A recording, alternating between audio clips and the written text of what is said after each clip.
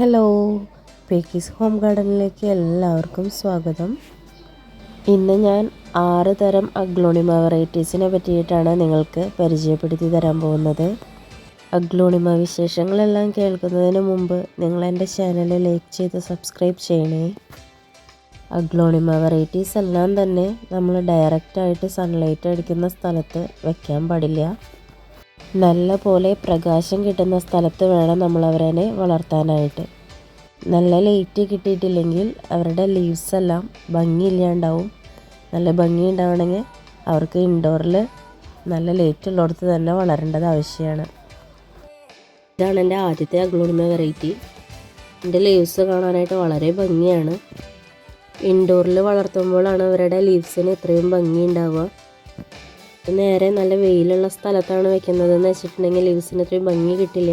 ഇതിന് പച്ച നിറം കൂടുതലായിട്ട് വരികയാണ് ചെയ്യുക. രണ്ടാമത്തെ വെറൈറ്റി നല്ല ചുവന്ന നിറത്തിലുള്ള അഗ്ലോണിമയാണ്. റെഡും ഗ്രീനും കൂടിയിട്ടുള്ള കളറാണ് ഇതിൻ്റെ ലീവ്സിനുള്ളത്. പഴക്കം ചെല്ലുന്നതോറും ഇതിൻ്റെ ലീവ്സ് ഒരു പിങ്ക് ഷെയ്ഡിലേക്ക് മാറുന്നുണ്ട്. അടുത്തത് അഗ്ലോണിമ സ്നോ വൈറ്റ് ആണ്. ഗ്രീനും ക്രീമും കൂടിയിട്ടുള്ള കളറുകളാണ് ഇതിൻ്റെ ലീവ്സിൽ കാണുന്നത്. അഗ്ലോണിമ പ്ലാന്റ്സ് നല്ല വൃത്തിയായിട്ട് ഇരിക്കാനായിട്ട് ഇടയ്ക്ക് അവരുടെ ലീവ്സൊക്കെ ഒന്ന് നനഞ്ഞ തുണി കൊണ്ട് തുടച്ചു കൊടുക്കുന്നത് നല്ലതായിരിക്കും.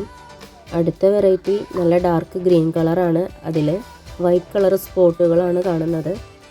മറ്റുള്ള അഗ്ലോണിമ പ്ലാന്റ്സിൻ്റെ പോലെ ഉയരം വയ്ക്കാറില്ല. ഇവർ നല്ല ബുഷിയായിട്ടാണ് ഇവർ നിൽക്കാറുള്ളത്. അടുത്തത് അഗ്ലോണിമ റെഡ് ലിപ്സ്റ്റിക്കാണ്.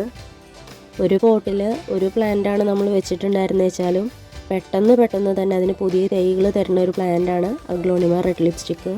നല്ല ബുഷിയായിട്ട് തന്നെ വളരും. ഈ കാണുന്നത് അഗ്ലോണിമ വൈറ്റ് ലൈറ്റ്നിങ് പ്ലാന്റാണ്. ഇവർക്ക് പെട്ടെന്ന് തന്നെ പുതിയ ഷൂട്ടൊക്കെ വരും. ഇതിപ്പോൾ എൻ്റെ കയ്യിൽ ഒരു പ്ലാന്റാണ്. അത് നല്ല ഉയരത്തിൽ നല്ല നീളനെ വന്നിട്ടുള്ള പ്ലാന്റാണ് നിങ്ങൾ കണ്ടുകൊണ്ടിരിക്കുന്നത്. അഗ്ലോണിമ പ്ലാന്റ്സ് മേടിക്കുമ്പോൾ ഒരു പോട്ടിൽ തന്നെ 2-3 ഷൂട്ടായിട്ടുള്ള പ്ലാന്റ്സ് മേടിക്കാനായിട്ട് നിങ്ങൾ ശ്രദ്ധിക്കുക. അങ്ങനെ ആകുമ്പോൾ അവർ വളർന്നു വരുമ്പോൾ നല്ല ബുഷിയായിട്ട് നല്ല ഭംഗിയായിരിക്കും കാണാനായിട്ട്. ഞാനിപ്പോൾ നിങ്ങൾക്ക് കാണിച്ചു തന്ന 5 പ്ലാന്റ്സും റീപോർട്ട് ചെയ്യാറായിട്ടുണ്ട്. 6 പ്ലാന്റ്സും റീപോർട്ട് ചെയ്യാറായിട്ടുള്ളതാണ് കേട്ടോ.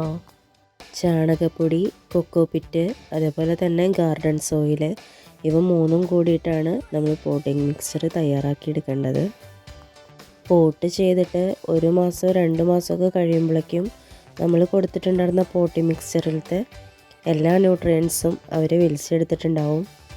ആ ഒരു സമയത്ത് നമ്മൾ NPK വെള്ളത്തിൽ ലയിപ്പിച്ചിട്ട് അവർക്ക് കൊടുക്കുന്നത് നല്ലതാണ്. അഗ്ലോണിമ പ്ലാന്റ്സിനെ കുറിച്ചിട്ടുള്ള ഇന്നത്തെ എൻ്റെ വീഡിയോ ഇഷ്ടപ്പെട്ടിട്ടുണ്ടെങ്കിൽ എല്ലാവരും ലൈക്ക് ചെയ്ത് സബ്സ്ക്രൈബ് ചെയ്യണേ.